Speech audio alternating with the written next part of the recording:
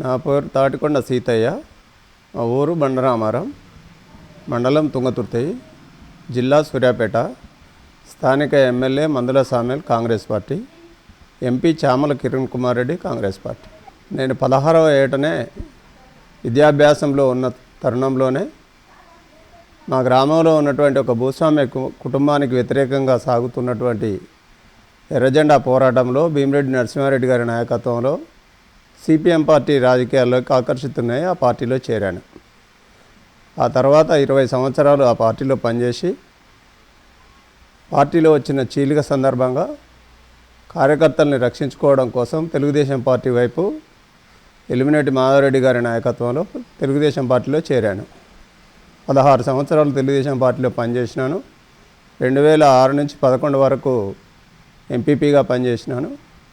ఆ తర్వాత మారిన రాజకీయ పరిస్థితులలో 2016లో జగదీష్ రెడ్డి, కిషోరన్నల నాయకత్వంలో బీఆర్ఎస్ పార్టీలో చేరి ప్రస్తుతం మండల పార్టీ అధ్యక్షునిగా పనిచేస్తున్నాను. అప్పుడున్నటువంటి సమాజ పరిస్థితులలో ప్రజలు బానిసత్వానికి, వెట్టి చాకిరికి గురై ఇబ్బంది పెడుతున్నటువంటి తరుణంలో వాటిని నిర్మూలించడం కోసం కృషి చేస్తున్నటువంటి భీమిరెడ్డి నరసింహారెడ్డి గారి నాయకత్వానికి ఆకర్షితున్నాయి. వారు ఇచ్చినటువంటి స్ఫూర్తిలో భాగంగా, వారు ఇచ్చినటువంటి స్ఫూర్తికి అనుగుణంగా నేను కూడా ప్రజల్ని చైతన్యవంతులు చేయడానికి పనిచేయాలనే ఉద్దేశంతో రాజకీయాల వైపు వచ్చాను. నన్ను రాజకీయంగా బాగా నాకు రాజకీయ జన్మనిచ్చింది, రాజకీయాల్లో పోషించింది, స్ఫూర్తినిచ్చింది భీమిరెడ్డి నరసింహారెడ్డి గారు. నేను 8వ తరగతి చదివి బంద్ చేసి రాజకీయాల్లోకి వచ్చిన తర్వాత ఇంటర్మీడియట్ వరకు చదివాను. నేను సిపిఎం పార్టీ ఆర్గనైజేషన్లో పని చేసుకుంటూనే స్వతహాగా ఇంటి దగ్గర ఉండి చదువుకొని పరీక్ష రాసి 10th క్లాస్ డైరెక్ట్ పాస్ అయ్యాను. ఆ తర్వాత ఇంటర్మీడియట్ రెగ్యులర్గా కేఆర్ఆర్ కాలేజీ కోదాడలో చదివాను. బీఆర్ఎస్ పార్టీ ప్రజలలో విప్లవాత్మకమైన మార్పులు తీసుకొచ్చింది. సంక్షేమానికి పెద్దపీట వేసి ప్రజలు అడగకుండానే ప్రజలకు అవసరం ఉన్నటువంటి అన్ని సంక్షేమ కార్యక్రమాల్ని నేరుగా మధ్యదళారీ తనం లేకుండా, ఎలాంటి పైరవీ లేకుండా నేరుగా లబ్ధిదారునికే చెందే విధంగా రైతు బంధు పథకం కానీ, కళ్యాణలక్ష్మి పథకం కానీ, ఆసరా పెన్షన్ పథకం కానీ, ప్రతి ఒక్కటి మానవ జీవితాన్ని ఎదుగుదలకు ఉపయోగపడే ప్రతి సంక్షేమ కార్యక్రమం లబ్ధిదారుని యొక్క బ్యాంక్ అకౌంట్లలో నేరుగా చెందే విధంగా 10 సంవత్సరాల కాలంలో చాలా బాగా చేసింది. అలాగే అభివృద్ధి కార్యక్రమాలు కూడా శాశ్వతమైనటువంటి అభివృద్ధి కార్యక్రమాల కోసం మొగ్గు చూపుతున్న ఆలోచనలో భాగంగానే కాళేశ్వర నిర్మాణాన్ని చేపట్టడం వల్ల ఈ తుంగతుర్తి, సూర్యాపేట ప్రాంతం అంతా కూడా కరువు కాటకాలతో ఉన్నటువంటి పరిస్థితి నుంచి మెరుగుపడి 6 కాలాల పాటు చాలా మంచిగా పంటలు పండించుకొని రైతాంగం అంతా ఆర్థికంగా అభివృద్ధి చెందింది. కాదర్ కిషోర్ కుమార్ గారు ఓడిపోవడానికి కారణం ప్రజల్లో ప్రభుత్వం మీద ఉన్నటువంటి అసంతృప్తి, రేవంత్ రెడ్డి గారి మాటలు నమ్మినటువంటి పరిస్థితి. అంతే తప్ప స్థానికంగా ఉన్నటువంటి పరిస్థితులలో పెద్దగా ఏమీ తేడాలు లేవు. నూతనంగా వచ్చినటువంటి యువతరం, నిరుద్యోగ యువకులు వారి యొక్క తల్లిదండ్రుల మీద బాగా ఒత్తిడి తీసుకొచ్చి ఈ ఒక్కసారి కాంగ్రెస్ ప్రభుత్వానికి, కాంగ్రెస్ పార్టీకి ఓటేద్దామని చెప్పించుకొని వాళ్ళు ఓట్లు వేసుకున్నారు తప్ప కాదర్ కిషోర్ కుమార్ గారి వ్యక్తిగత తప్పిదాలంటూ పెద్దగా ఏమీ లేవు. అదే దానికి ఒకటే కారణం ప్రభుత్వం మీద ఉన్నటువంటి వ్యతిరేకత, రేవంత్ రెడ్డి గారు కల్పించినటువంటి ఆశలు. ఇప్పుడు కేసీఆర్ గారు పెట్టిన పథకాలు ఏమి తీసేస్తానంటలేడు కదా, దానికి ఇంకా అదనంగా ఇస్తా అంటున్నాడు కదా. దానికి తోడు ఈ నిరుద్యోగులలో ఉన్నటువంటి అసంతృప్తి బాగా పనిచేసి ఓడిపోవడానికి కారణాలైనవి. కొంతమంది ఎమ్మెల్యే అభ్యర్థులను మార్చాల్సి ఉండే కేసీఆర్ గారు, దానికి తోడు ఒక దళిత బంధు అనే పథకాన్ని తీసుకురావడం వల్ల మిగతా వర్గాలలో ఈ వర్గానికి ఒక్కదానికే ఇన్ని డబ్బులు ఇస్తారా అనే ఏహ్యభావం కలగడం, అసూయ కలగడం వల్ల మిగతా వర్గాలు, గిరిజన వర్గాలు కానివ్వండి, మిగతా బీసీ వర్గాలు కానివ్వండి, ఈ ఒకసారి మనం మార్పు తెచ్చుకుందాము అనే ఆలోచనతో మార్పు కోరుకోవడం వల్ల ఈ నల్గొండ జిల్లాలో 11 సీట్లు ఓడిపోవడం జరిగింది. ఏ ఒక్క పని కూడా కాంగ్రెస్ ప్రభుత్వం అధికారంలోకి వచ్చిన తర్వాత ఇంతవరకు ప్రజలకు సంబంధించింది మొదలుపెట్టలేదు. ఎన్నికల ముందు ప్రజలకు బాగా ఆశలు కల్పించి ఈస్ట్మన్ కలర్లో సినిమా చూపించినట్టుగా ప్రజలందరినీ మభ్యపెట్టి ఆశలు కొలిపి అధికారంలోకి వచ్చింది కాంగ్రెస్ పార్టీ. ఇచ్చినటువంటి మాటలు ఏ ఒక్కటి కూడా ఇప్పటివరకు అమలు చేయలేదు. ఏది కూడా సంపూర్ణంగా ప్రజలకు అందలేదు. ఇప్పుడు చెప్తున్నటువంటి రైతు బంధు కానీ, రుణమాఫీ కానీ మిగతా తులం బంగారం కళ్యాణ లక్ష్మిలో ఇస్తా అన్నాడు. ఏవి కూడా ఏ ఒక్క సంక్షేమ పథకము ఇంతవరకు ప్రజలకు సంపూర్ణంగా అందలేదు. దానితో పాటు అభివృద్ధి కార్యక్రమాలు అంటూ అసలే లేవు. మేము ఎన్నికల ముందు మా ప్రభుత్వం కేసీఆర్ ప్రభుత్వం ఏదైతే మంజూరు ఇచ్చినటువంటి పనులు ఉన్నాయో అవే అక్కడక్కడ మళ్ళీ వాళ్ళు శంకుస్థాపనలు ప్రారంభోత్సవాలు చేసుకుంటూ కాలం గడుపుతున్నారు తప్ప ఈ నియోజకవర్గంలో కానీ ఈ మండలంలో కానీ ఇప్పటివరకు ఏ ఒక్క కార్యక్రమాన్ని కొత్తది ప్రారంభించలేదు. ఒక ఆర్టీసీ బస్సు మహిళలకు తప్ప మిగతా ఏవి కూడా పూర్తి కాలేదు. అన్నీ అసంపూర్ణంగానే మొదలుపెట్టి వదిలేశారు. 200 యూనిట్ల కరెంటు కానివ్వండి, సబ్సిడీ గ్యాస్ కానివ్వండి, ఏది కూడా అందరికీ అందడం లేదు. ఇప్పుడు చెప్పే రుణమాఫీ కూడా 15,000 నుంచి 12,000కు వచ్చారు. ఆ 12,000 కూడా ఇప్పుడు ఏదో ఎకరం ఉన్నటువంటి కొంతమందికి వేసామని ఇలా ఇప్పుడే పత్రికల్లో చూశాను. నాకు 5 గుంటల భూమే ఉన్నది, ఇప్పటి వరకు పడలేదు నాకు. మరి ఆ కాంగ్రెస్ ప్రభుత్వాన్ని ఎలా నమ్మాలి? వాళ్ళ మాటను రైతులు ఏ విధంగా స్వీకరిస్తారనేది ఆలోచించాల్సిన అవసరం. కాబట్టి ఇవన్నీ కూడా అబద్ధాలే. మంత్రులు కానీ, ముఖ్యమంత్రి కానీ, ఎమ్మెల్యేలు కానీ, ఎంపీలు కానీ అన్ని అబద్ధాలతో కాలం గడుపుతూ వాళ్ళ ఆస్తులు కూడబెట్టుకోవడానికి వాళ్ళ అధికారాన్ని చెలాయిస్తూ ఉన్నారు తప్ప ప్రజల కోసం కాదు. ప్రజలు కోరుకున్నటువంటి మార్పు ఇంతవరకు రాలేదు. ప్రజలే ఇప్పుడు ఇబ్బంది పడతా ఉన్నారు. అన్ని వర్గాల ప్రజలు, రైతులతో ప్రారంభిస్తే నిరుద్యోగుల వరకు ప్రతి ఒక్కరు కూడా అయ్యో మేము ఏదో ఆశించి ఓట్లేసాం కాంగ్రెస్ ప్రభుత్వానికి, కాంగ్రెస్ పార్టీని అధికారంలోకి తీసుకొచ్చాం, కానీ మాకు ఇచ్చినటువంటి ఏ ఒక్క మాట కూడా ఇప్పటి వరకు అమలు చేస్తలేడు. ఇతని వల్ల కాదు అనే ప్రజల్లో ఒక భావం ఏర్పడ్డది.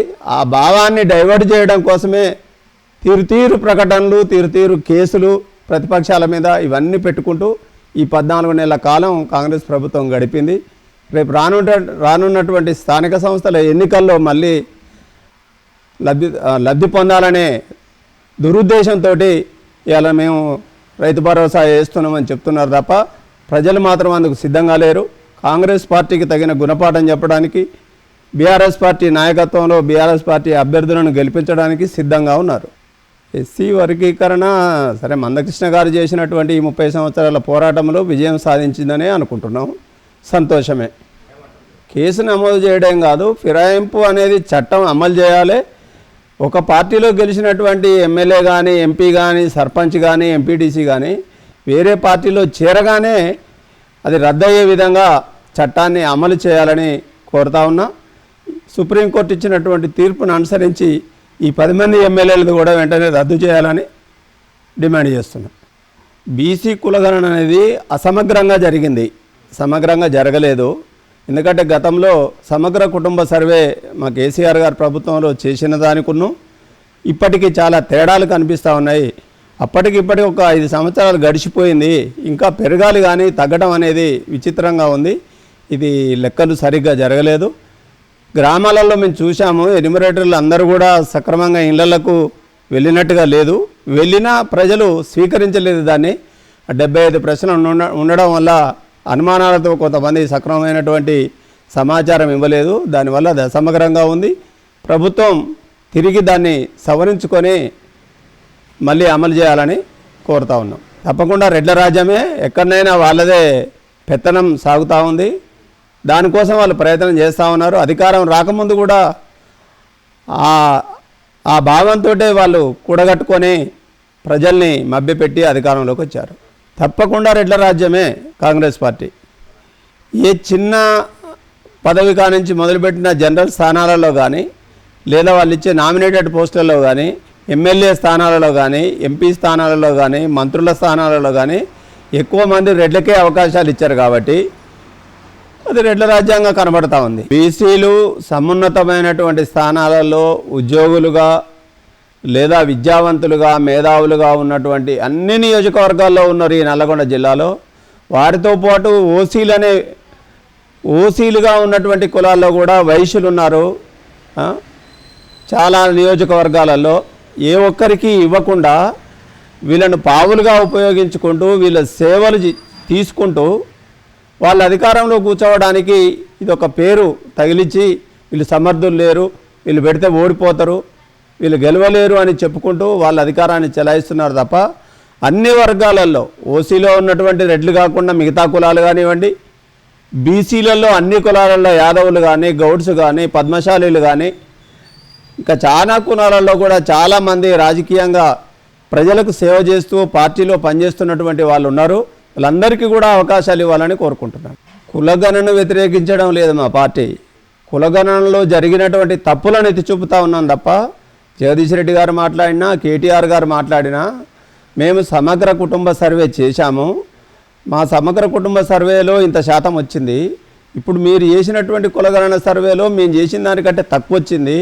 మేము చేసిన దానికి ఇప్పటికీ దాదాపు 5-6 సంవత్సరాలు గడిచిపోయింది.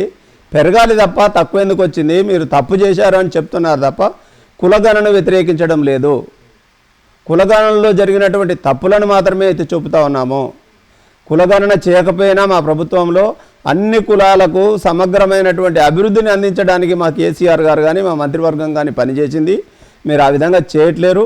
మీరు అభివృద్ధి కార్యక్రమాలు తప్పే చేస్తున్నారు, సంక్షేమ పథకాలు తప్పే చేస్తున్నారు. దానికి తోడుగా రిజర్వేషన్లు మీరు ఇవ్వాల్సినటువంటి 42% తగ్గించుకోవడం కోసం, ప్రజలను మభ్యపెట్టడం కోసం ఈ 5% బీసీ కులగణనలో తక్కువ చూపెట్టారనేది మా భావం. ఎస్సీ వర్గీకరణలో మాకు ఎలాంటి అభ్యంతరం లేదండి. ఇంకా కాకపోతే వాళ్ళ కోరిక మాదిగలకు అన్యాయం జరిగింది, ఇంకొక 3% మాకు ఎక్కువ కావాలనేది వాళ్ళు కోరుతూ ఉన్నారు. సరే, అది ప్రభుత్వం ఏ విధంగా స్పందిస్తుంది అనేది దాన్ని బట్టి మా పార్టీ నిర్ణయం ఉంటుంది.